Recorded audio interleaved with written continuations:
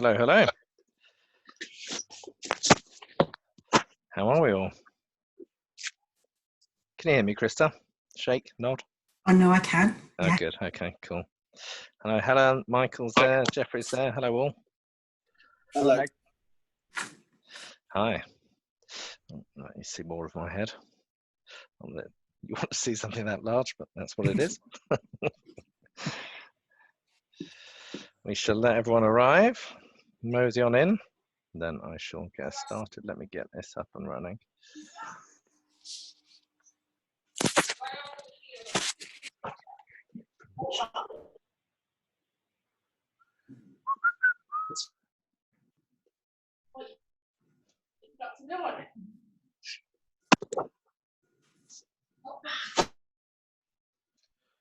There it is.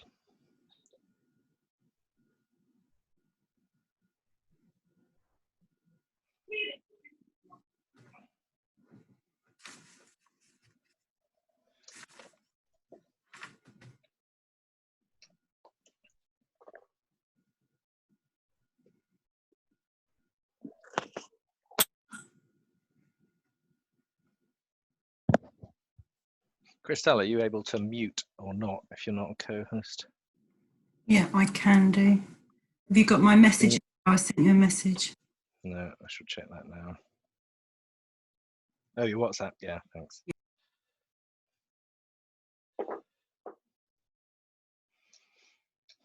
Helen playing around with the background there, I see.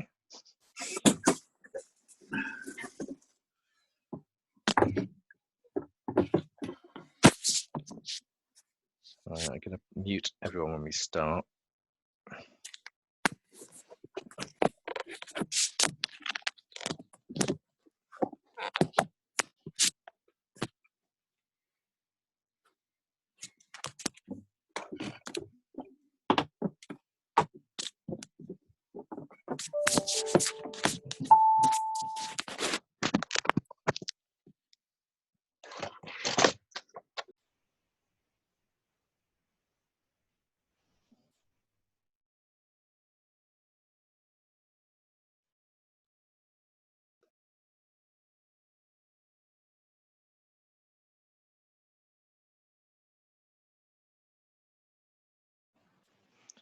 I've got that coming up to 2 o'clock. I shall start shortly. I know that a few others are going to watch the recording. I'm expecting a few more to join us at some point. But I've got us at 2 o'clock now, so I'm going to kick off. I've muted everyone to start with. I'll open up for questions later, but just so there's no background noise. Those of you that are hiking across downs, or as Helen was doing, sitting in front of a nice lake, it just keeps the wind noise down. So today is all about you, and to refresh on some of the stuff we talked a few weeks ago when we were quite early into this pandemic, and to talk about some other bits and pieces, and to make sure you're doing some of the basics, because that is always important. Can you hear me okay, Krista? Can you give me a nod? Good.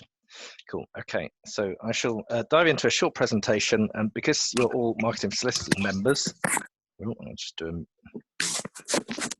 a mute there. Someone's unmuted and getting some background noise.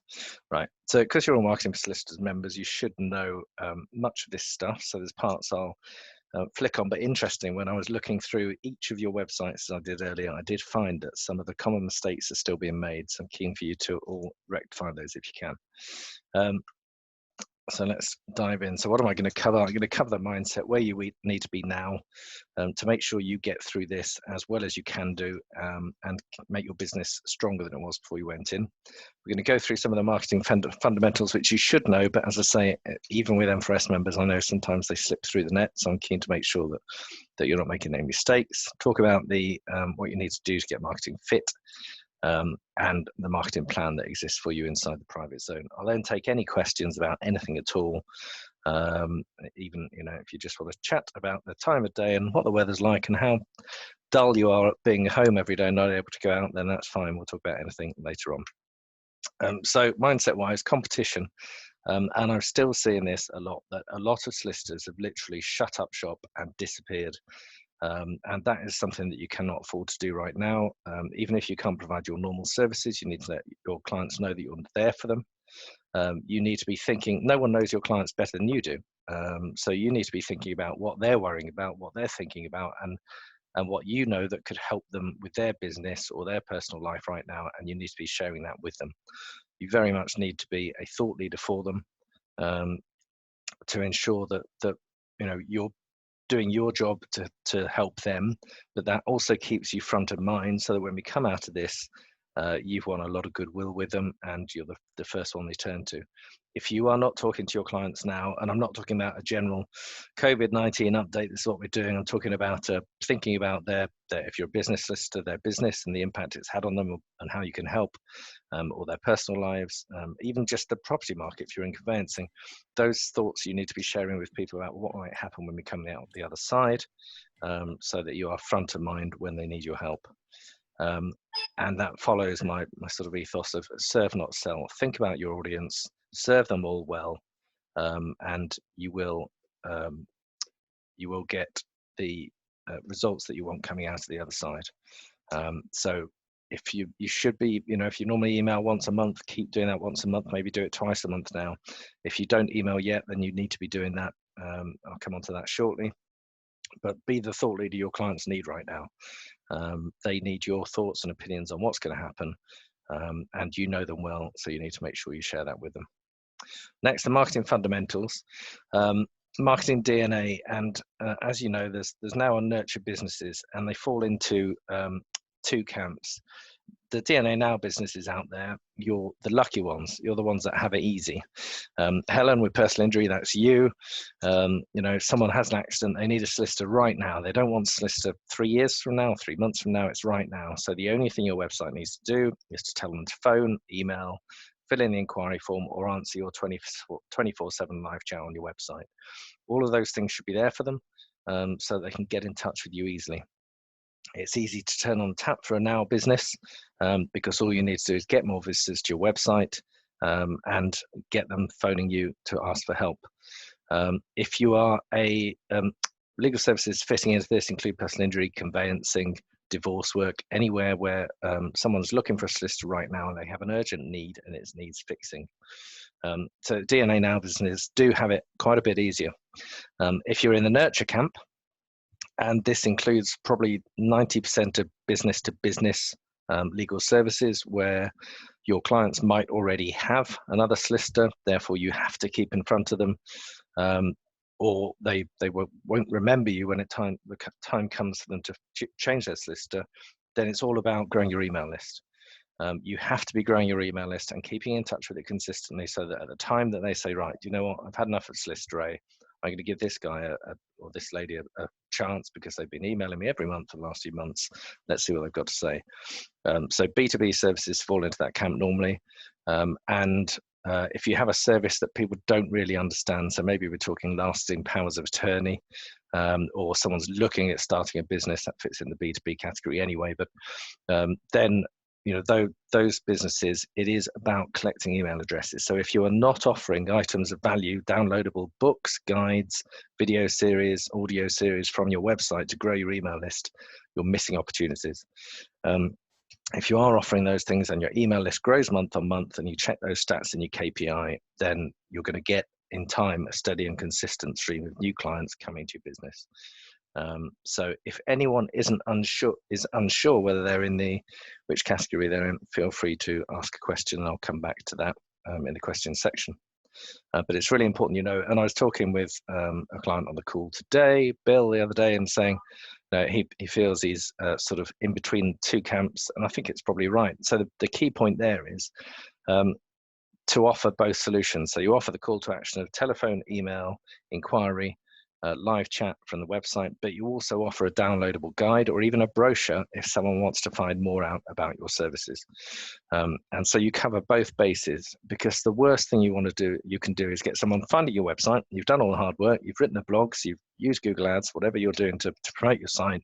Someone finds the site, they're not quite at the point they're ready to choose a solicitor, and so they leave without taking action. Now, the chances of them coming back to you are dramatically reduced if you don't capture their email address on that first visit. So you definitely need to offer both solutions to get people coming to you. In terms of marketing, you'll know I'm a big fan of easy life marketing, attraction marketing, not interruption marketing. Clients coming to you at the precise moment in time that they're looking for your services. So what you'll also know I'm not a fan of is Facebook marketing, because that is pure interruption marketing. No one heads to Facebook looking for a solicitor. No one ever in their life started their search for a solicitor for business, personal needs on Facebook. It just doesn't happen. In all of my time of marketing law firms, which is 17 years full-time plus time before that, I've only had one firm that said they were fantastic at Facebook marketing, and sadly that firm no longer exists. There's just easier ways of you getting clients coming to your door. Yes, Facebook might work. If you're doing Google ads, if you've got an amazing website that has thousands of brilliant pages, you blog every week, and you've got 100 referral partners, if you're doing all those simple, easy life marketing tactics, then maybe that's the time to start Facebook. If you haven't reached your million, 2 million, 5 million, 10 million goal, maybe then it's the time. But before then, I promise you from experience, it's much cheaper to use the other types of marketing that I just mentioned and that we're going to cover to get your clients coming to you. And that is Google ads, website, referrals, blogging, and your email marketing. We'll look at those in a bit more detail. But at this point, the number of times solicitors come to me, and I speak with hundreds of solicitors every year, and the number of times they come to me and they spent so much money on something that will never work for them is just infuriating. It's why I wrote the book, to stop people spending money on the wrong things. Make sure they're spending money on the cheaper things to start with. Just conscious that records. Let me block that. In terms of return on investment, all of us as owners of what they call small businesses, which always sounds a bit derogatory, but it's classed up to many millions. If you spend a penny on marketing, it absolutely has to produce results for you. You're not in the business that you can afford to throw money away, or if you choose to throw money away on sponsorship, which is what sponsorship is, throw money away, that's fine.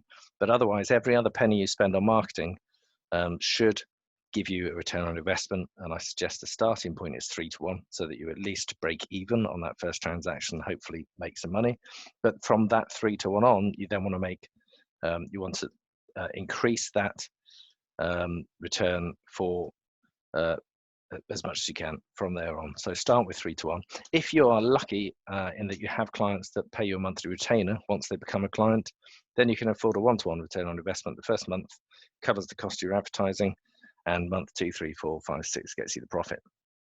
But you need to know that figure, and you need to make sure you're happy with it, and that you're getting that return on investment. And I bang on about this all the time, but this means you need to know your numbers. You need to know how many people, if you're going to start Google ads, how many people already make an inquiry from your website. Once you then start doing Google ads, has that number gone up? How many convert into clients? How much money does that make you? What's your return on investment? You have to know those numbers. And I can promise you that most people don't know those numbers, and it horrifies me, because when you know those numbers, life becomes so much easier. If you know that you spend £500 on Google ads, you generate 1,500 in fees, then spend £1,000, get 3,000, spend 2,000, get 4.5.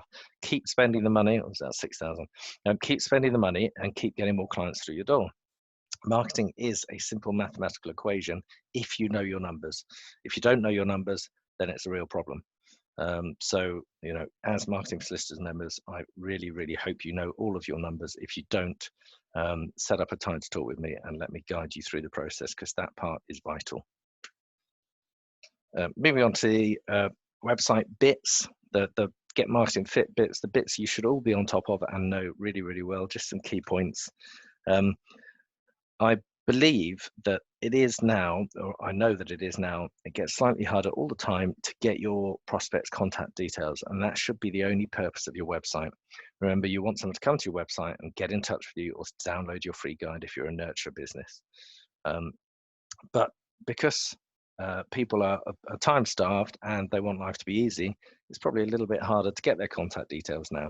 So you need to make sure that you are building that trust with them, that they do believe you're the best person for the job, that there's no one else they should be talking with. And the ways of doing that are building you're proving your depth of expertise in a topic, proof of that expertise, and external endorsements of it. So briefly for you, because you should know this. Depth of expertise, I'm talking about having more than one page about each service in each section. So if you're a family solicitor, there should be at least 10 pages in your family section, personal injury 10 in there, business. Then you want startup section, you want contract section, you want employment section, covering all of your services. Because nobody these days, I don't think anyone these days wants a generalist in any part of their life. They want a specialist that really knows what they're doing, that they believe will get them the best results. So, excuse me. So, whereas it was quite easy to get people to make an inquiry, I think you now have to pre-sell your expertise more than ever to get hold of your prospects' contact details. That's really important. So you have depth of expertise, and then the depth of content on each page. You need to make sure you have got that 400 to 4,000 words on there. For people that want to read the detail, you've got that detail. For Google, which needs the detail to send people free of charge to your website in the organic traffic, it needs that depth of content. And for your visitors, some of them will like lots of content, some of them will like to skim read it. So as long as you break it up with images, subheadings, bullet points, diagrams, then it's fine. You appeal to all people. But if you don't do that, if you just have a few words on each page, no one ever finds your site, and there's no way they can be convinced that you're the right person for the job. So that depth of expertise is vital. And I still get from solicitors, hopefully none of you, but on some of my strategy calls, I still get, well, if we put too much content on the page, the client will just do the legal job themselves. I promise you that's not the case. They won't do that. No one, unless they're trained, can do your job for you. Only you can do that. So that's not going to happen. They aren't going to go off and do the job themselves. So in terms of pre-selling you, we've got the depth of content, but then we also need some proof of that expertise. And this very much comes from external endorsements of your services. So it's client reviews, and it's memberships of professional bodies, whether it's STEP or personal injury clinical negligence panels, whatever it might be. And what you need to remember now, most importantly, because this is what's changed over the last few years, is that most people are viewing your website on a mobile device. Whereas the 2 or 3 column layout that I recommend has a right-hand side with your call to action and proof of expertise, you now need to think that most people are just seeing that central content of central column of content on your website. And so you need to sew in your reviews amongst the copy. You need to sew in your calls to action. You need to make sure that people really do, as they read through the page, skimming it or reading the detail, they think, crikey, these guys really are the bee's knees. We need to be getting in touch with them. You've won their contact details, what it's all about. Once you've got that trust, then obviously, as we've just discussed, depending on what your business is, if you are a now business, then it's go straight for the telephone number, straight for the inquiry, straight for the email or live chat on your site. And as I said, this is the bit that surprised me. I went through everyone that's registered's website, and aside from my current consultancy clients who get nagged to within an inch of their life, everyone else is failing at some point on these calls to action. The telephone number isn't there, or if it is, it's not hyperlinked. There's no email address. If there is, it isn't hyperlinked so that people can click it from their screen. If there's an inquiry form, it's not hyperlinked so people can click the link to the form and fill it in, or the form's on the contact page where there's too many distractions. And these are the things that make a huge difference. I've had clients go from no inquiries a day from their website to 5 inquiries a day by making sure that all the calls to action are there and all of the calls to action are linked at the bottom of the page. So my big advice from today is all of you need to go off and check your websites. Unless you're having a monthly call with me at the moment as a consultancy client, you need to go off, check your website, make sure your telephone number's linked, your inquiry form is linked, etc., because they're not. So it will be costing you free business, and I hate to see free business go out the door. Emails, people always say emails don't work, but if you do it right and you do it consistently, they do. They will bring people to you. If you haven't yet got an email list, now is the time that you should be setting that up. If there's a bit more time for you, get that list, start adding people to it, start growing it. If you're a business that thinks, well, I'm probably in the now and nurture category and you never had your emails there, now's the time to put your download guides, your brochures on the website and grow that email list. Now's the time to as you speak with people, add them to your email list by typing them into the form, getting them on the database, saying, I've just sent you an email, click the link in that email, and then I know I've got the right address for you.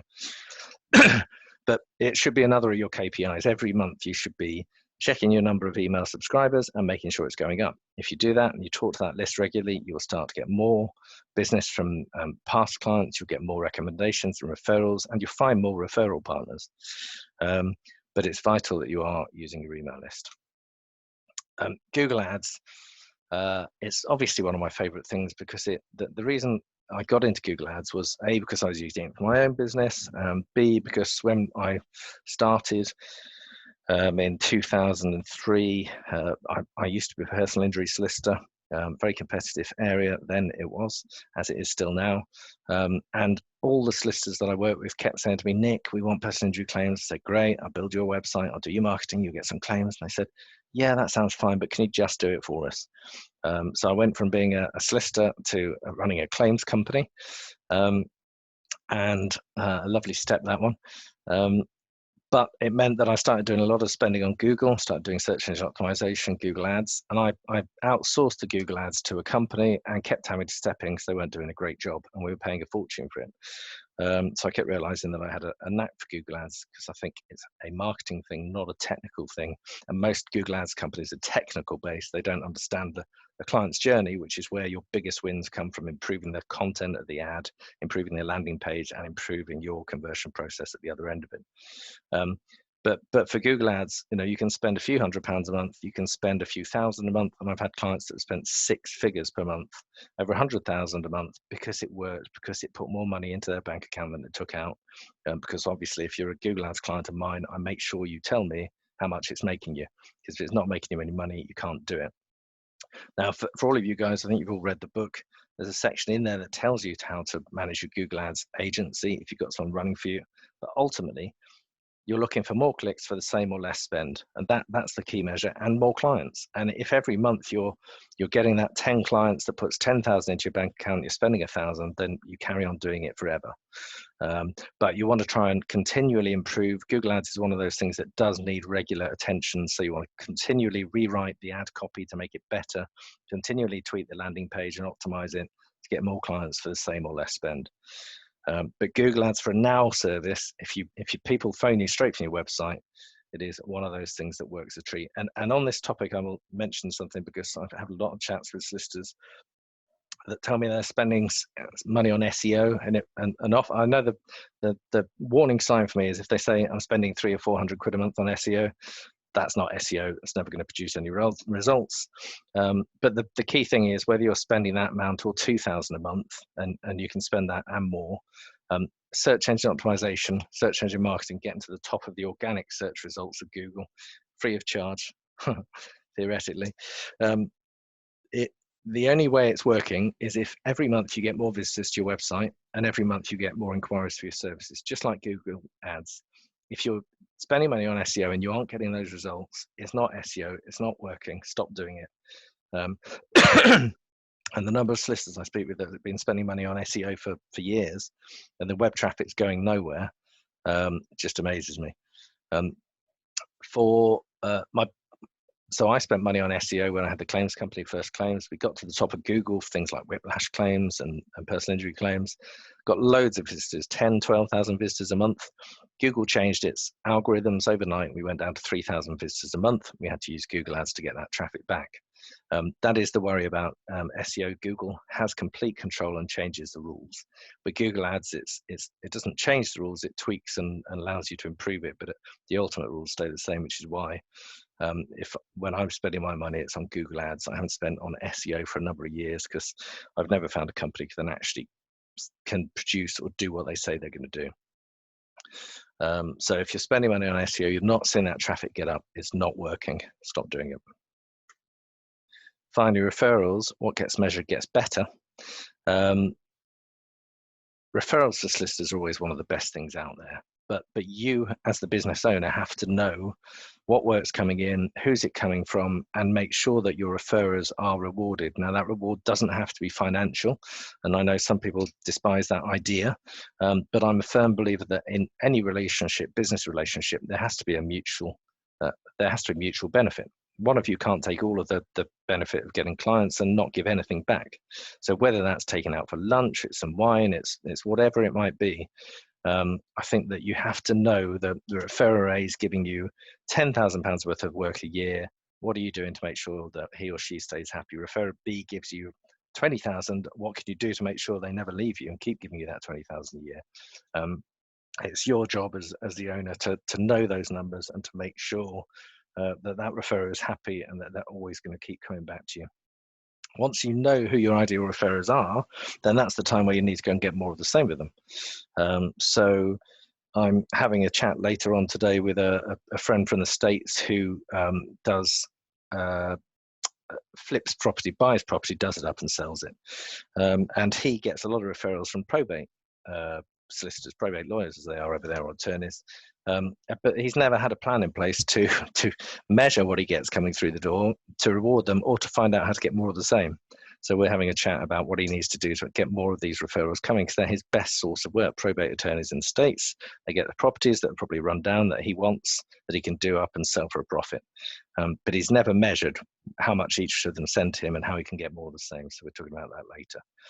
You need to know those numbers, because that's what it's all about. In the topic specific training in Marketing for Solicitors, you've got the LinkedIn training. I connect with, on average, this isn't relentless, but most days I'll connect with 10 more solicitors, normally owners of law firms. I'll post regularly on there. I just posted for a webinar on Thursday, which is the non-MFRS member one. So I'll keep in touch with them, and I do get more inquiries from LinkedIn connections that come over onto my email list. But as with any of your marketing, the key thing is your number one asset is your website. If you can get anyone from any online source back to your website, that's what you should be doing. So when you post on LinkedIn, if you've got referrals that are good for your business, connect with more of them, post on LinkedIn at least every week, send them back to your website, try and get them on your email list by offering an item of value, grow that email list. And the email list is one of those areas where referrers can really see what value add and think, okay, I need to refer A to client B. They can clearly help with this because they show me they know what they're talking about. And just on that point, your website is a conversion tool. It's not a send them off and get them distracted tool. So if you've got social media share buttons on your website, get rid of them. Your website's design is to get people into your site, and then once they're there, you want their contact details, you want them giving you your email address. It's all about getting them to contact you, as we discussed earlier on. That is it. That's a short, sharp version for you, because you should all know all this stuff, I hope. I'm going to have a look at the questions. I'm going to turn off my screen share. I can work out how to do that. And I can see you all. Afternoon all. It's nice to see you now. Hello, Caroline. You made it in as well. Hello all. Yeah, so there we go. So I'm gonna, I'll try unmuting you all, see what happens. Oh, okay. Caroline's got a question for me. Thank you, Caroline. Is there a length of page that needs to be to register with Google, or is that not a concern? They absolutely do work. Our most reliable source for employment law inquiries. Who was that? What's that? Your referrals? The weekly emails. Ah, yes. Well, you write very good email. Caroline is very good. You'll have seen Caroline's emails in the email marketing issue of M4S towards the end of last year, because I said, look, if an HR consultant can write about boring employment stuff, then surely you've got no excuse for not doing email marketing. Caroline writes great emails. If you've got if you want to see how good emails are, go to gaphr.co.uk. Is it Caroline? Gaphr.co.uk. Sign up for Caroline's emails.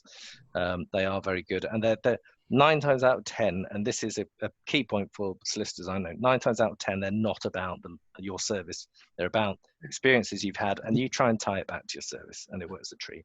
Yeah. So in terms of length of page, it's more about length of content.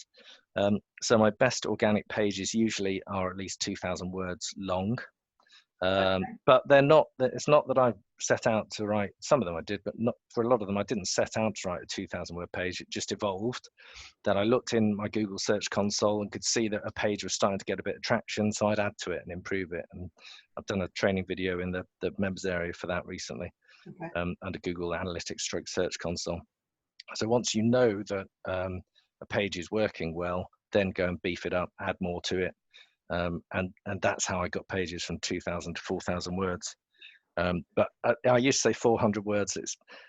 Unless it's a real niche search, it's very hard to get traffic to a 400 words page now, but it does still happen. I saw one the other day that had very little on it, but it was such a niche phrase that Google liked it.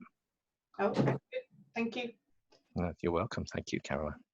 But yeah, gaphr.co.uk if you want to see Caroline's emails, they're good. Anyone have any other questions? Martin, how are you getting on? Have you made any progress on you're going to do some more work on the website over this maybe quieter time? You able to unmute yourself, Martin? Yeah, I don't know. How are you doing? Not on the website, but we've made quite a few inroads into our referral sources. So definitely been developing that. So that's beginning to bear fruit, and yeah, marketing's picking up, which is good. Good. Yeah, I've definitely noticed an uptake. I like the fact you're down in the undergrowth today, just like David Bellamy from Days of Old. Your background. Down in the underground. Untidy office. Works a treat, that background, isn't it? Okay, bye Caroline, she's gone. Yeah, Martin, the other thing you were going to look at was your Google Ads. Do a bit of tweaking in there because I don't think you've been in there for a while. Yeah, so we've paused quite a few campaigns on some to shift the budget into others. Just did a more analysis of that, and interesting actually. Traditionally, we haven't done much on Bing, just the traffic volumes are so low, but actually recently we've seen a lot more, certainly since I last revisited it about 9 months ago. The traffic seems to be a lot heavier there. That's interesting. Yeah, we pushed a bit more spend into Bing. Yeah, cool. Okay. So yeah, probably where it was 5% previously, it's probably about 20% now. Right. That's surprising. I mean, whenever I look at it, I find it quite frustrating. It never quite lets you go straight to search. It normally shows you its ad copy 2 or 3 times before you can get to what you're looking for.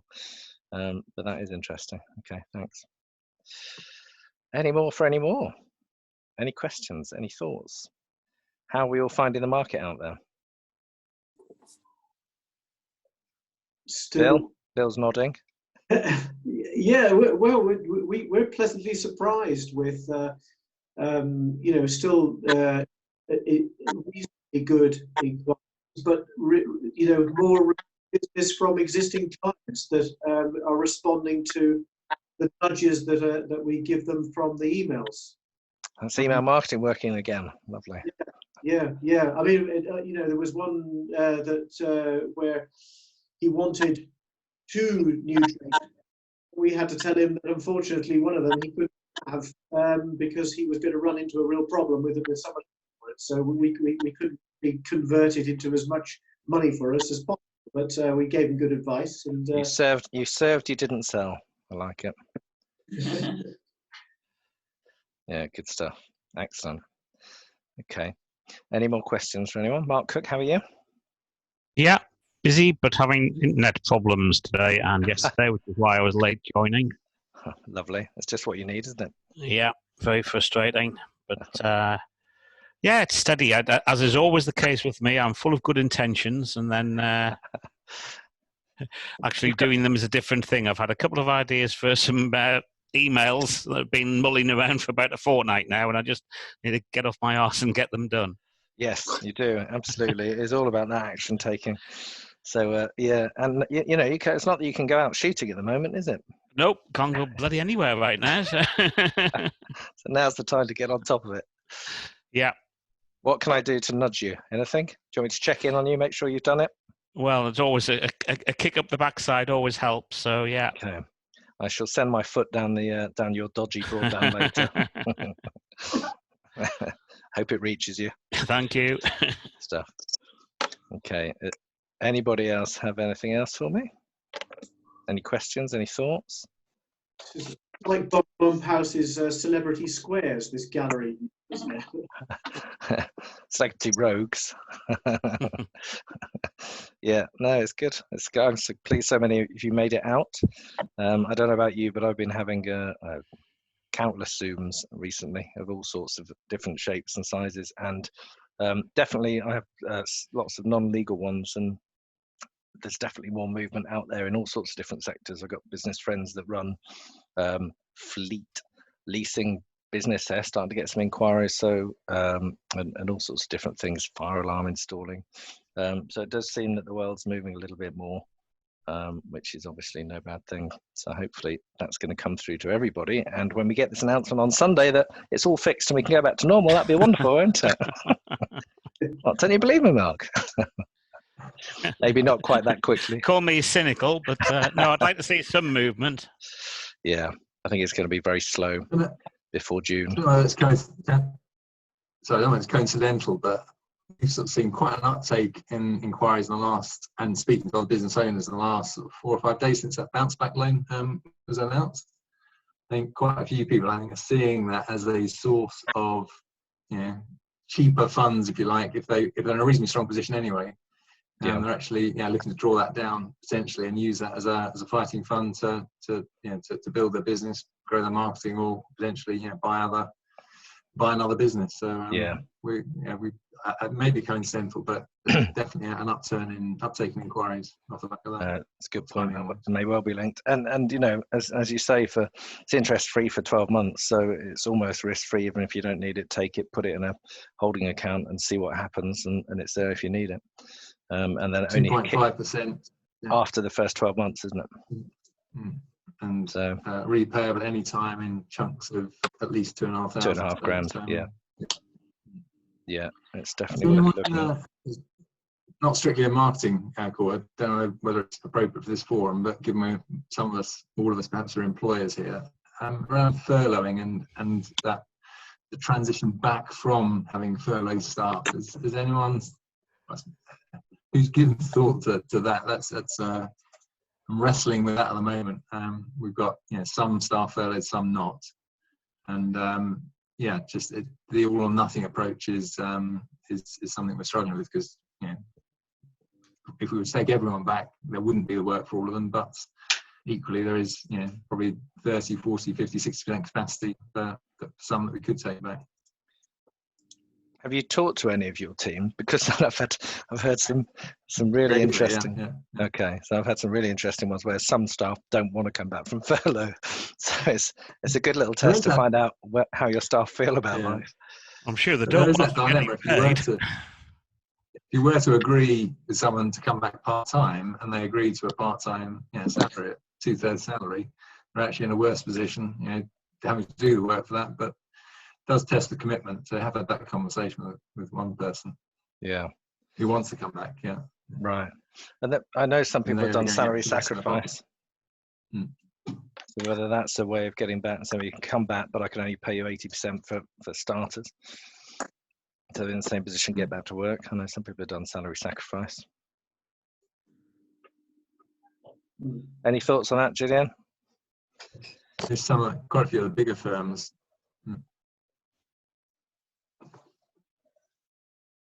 Sorry, yes. I think as long as staff understand that it's your decision, not theirs, but you consult them as much as possible, that's all you can do.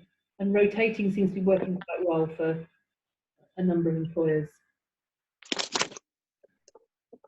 Yeah, so have some back for a bit and furlough them again, have someone else back, so you can get the different bits done. That could possibly work for Martin. And it's also working quite well that it means that people have got to upskill in areas that they didn't previously do, and that makes you more resilient for the future. If you're covering absence better further down the line as well, if people can do more, turn their hand to more different aspects of the business. Yeah, absolutely.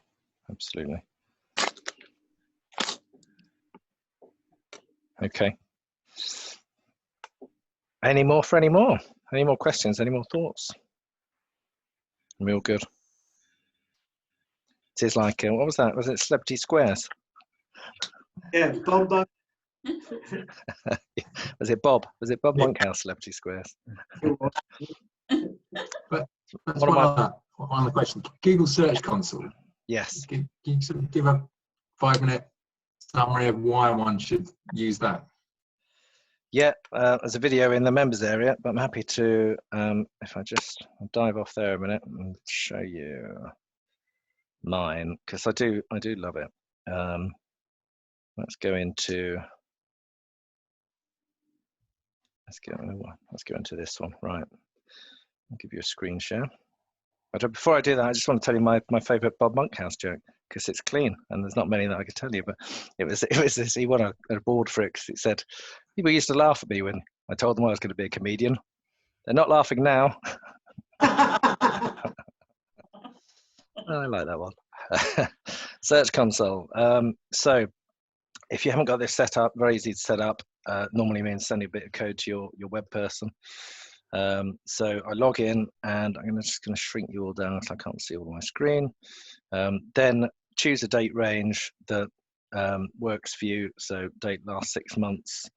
And then Google always shows you just 10 results, which is next to useless. So change that to 500. It's going down here. And then the other thing to do, and it can get a bit slow, particularly is on the Zoom, turn on your average position by clicking on it. And it shows you the number of times your site's been clicked on. So obviously for me, Samsung Consulting, Nick Jervis are some of my key phrases, the impressions and the position your website is in. So this is where I said, so when Caroline said, how many words do you want for a page? I said, well, this is what guides me. If I can see I've got a search term doing well, so legal newsletter names, I can see that's in position 1. Didn't used to be. I have an article about naming a legal newsletter, which isn't a great idea, but I know that people search for it. So it used to be down in position 10, so I just kept adding content to it, and it's now in position 1, gets me lots of clicks. So that's how I use it. The first thing I see is, where am I getting some traffic for? Could I improve it? That SEO for solicitors page, my position 1.5, I used to be in about position 6 for that. That is a 4,000 word page. Marketing for solicitors, that's one. So I'll look at those. So the first thing I'll do is look at what's working and improve it. That's optimization, one of my favorite things, as you know. And then the next thing I'll do is look at where my site's being featured, but perhaps I'm not getting any traffic. So marketing consultant, too general for Samsung, but obviously it's the biggest sort of search term. Legal marketing services, that's a company that I think does something with conveyancing. Conveyancing services, I don't provide those, but seem to be getting lots of conveyancing related search terms because I've talked about marketing and conveyancing business. And you'll see SEO for solicitors. So I'm looking for opportunities here for pages I can improve that are not, that have got lots of search volume. And obviously that one is a big one for me. So I'm in position 32. I have been doing work on that and I'll continue to do so. So that's the other thing I'll do. Next thing, I'll flick that by position. So you can just adjust each column. And I'll see which pages are same sort of thing as I was doing just now. Scroll down. If Google will let me, see which pages are perhaps in position 3, 4 for good search terms. Marketing ideas for solicitors 3.2. So I'd say, well, look, there's about 100 searches a month. Had 4 clicks from it. If I can get to position 1, then I could probably get about 20 clicks. So it's worth doing. So I'll work on it there. And then the final thing is just to change the column by, come on, query. So you click on the query column and we stop dancing around. And then this will give you your alphabetical list. So you can go down to the hows, the whys, all the questions that you might get and see if there's some good article titles in there. And if you think, what's the point of doing that? Because if I'm being featured in the searches, then no need. But often you'll find your site's being triggered, but in position 63.6, you're not going to get any traffic. That's not a question. I just know it's going to take ages to scroll down. So I'll try and get down to the H's. So that's the key thing to remember. You're looking for a reasonable number of impressions. Your site's nowhere near the top 50 because the page that's triggered you to be featured in the search results probably doesn't answer that question specifically. So should you then create a new article that absolutely answers that question bang on and gets you higher up in Google and answers the question specifically. So how to attract clients as a lawyer, how to get consultants clients first. Go ahead. There are some. Sorry, could you repeat that? I didn't get that. Oh, sorry, I should have been on mute. Disregard. Okay. So yeah, so I'm looking for blog ideas, how to generate referrals from existing clients. Only 14 impressions in 3 months, not really a lot there. How to generate referrals, how to generate personal injury leads. Know a lot about that. and I got one click in position 62 and a half. So that was someone who was very keen. So yeah, I'm looking for how to get legal clients. It's only 11 searches, position 54. So I've never done an article, I know about that. How to get clients, new clients for law firm. That's not bad. I might have that one at some point. So I'm just looking for some ideas here to give me content for blogs and opportunities to improve the website. So that's how I use it. There is a video inside the private zone, Martin, which does that in a nutshell. But yeah, I'm in Search Console nearly every day because it's telling me what my website's doing well and how I can improve it. Thanks. So I like it. Who else is using Search Console regularly? Yeah, good. The wards are now. Good stuff. Okay. Any more for any more? Any more jokes you'd like from me? No, I guess not. Okay. All right, gang. Well, nice to see you all. David, I'm going to send you a link now because you want a quick chat separately. So I'm going to email you a link straight after this and we'll hop straight on. So that'll be with you in a minute. Nice to see you all. Keep going. Any questions, you know where I am, here to help. So see you all soon. Take Thanks, care. Nick. Cheers. Bye. All. Thank you. See you soon. Bye-bye.